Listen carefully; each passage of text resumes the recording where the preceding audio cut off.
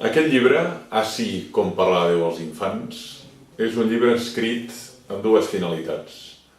Primer, per ajudar els pares i a les mares a tractar aquesta qüestió amb els seus fills. I després, per ajudar sobretot a catequistes, a formadors, a educadors, a mestres en general, de tractar la qüestió de Déu amb naturalitat i amb normalitat amb els seus alumnes, amb els seus deixebles. Per això està pensat com un diàleg entre una mare i un fill sobre aquelles qüestions que són difícils de tractar. La mort, el més enllà, l'origen del món, la naturalesa de Déu, amb una voluntat didàctica, pedagògica i pensant sobretot de poder transmetre aquest tresor tan valuós que és la fe a les generacions que estan emergent i a les noves fornades.